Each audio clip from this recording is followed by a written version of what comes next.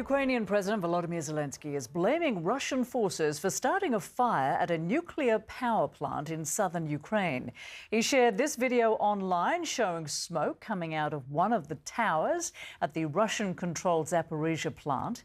But Russia claims the fire erupted after a Ukrainian attack. Zelensky says Moscow is just using the nuclear plant to blackmail Ukraine and the rest of the world. He added that radiation levels in the area are normal. Meanwhile, Ukrainian troops are pushing deeper into Russia's Kursk region after launching an incursion last week. The latest report by the Russian Defense Ministry indicates they have advanced up to 30 kilometres inside Russia. Joining us now is CNN's Clare Sebastian, live in London. Good to see you, Clare. So what is the latest on Ukraine's incursion into Russia?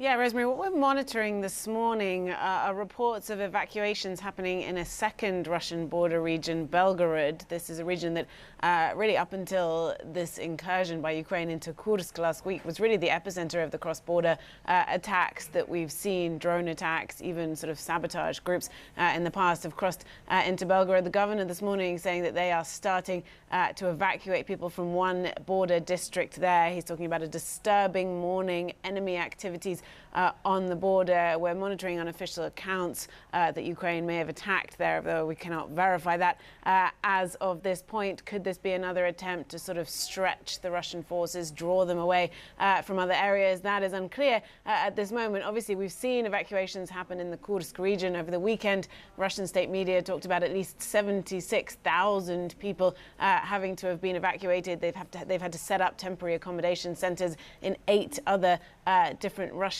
regions. So look, if disruption is part of the plan here, it certainly seems to be working. And look, for the first few days of this incursion, we didn't hear much from Ukraine at all about this. They were very, very silent. Then on Saturday, President Zelensky spoke directly about it for the first time, acknowledging that Ukrainian troops had gone into Russia. He then elaborated further on Sunday, explaining why specifically they decided to attack the Kursk region. Take a listen. Only from the beginning of this summer and only from the Kursk region, our Sumy region suffered almost 2,000 strikes, artillery, mortars, drones. We also monitor every missile strike, and each such strike deserves a fair response.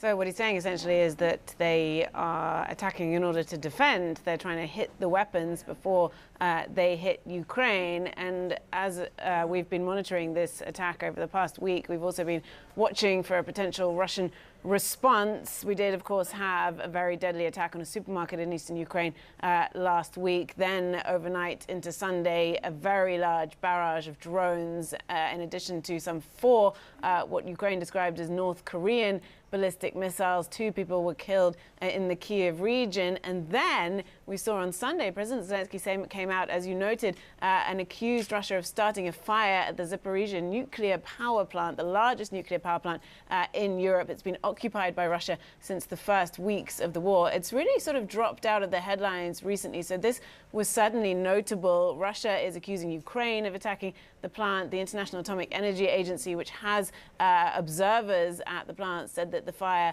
they had witnessed the fire at a cooling tower, no radiation risk as of now. But worth noting, because when we saw successful Ukrainian counteroffensives in the autumn of 2022, that is when we started to see Russian nuclear threats also escalate. So this is something to certainly keep an eye on here, Rosemary. All right, many thanks to Clare Sebastian with that live report from London.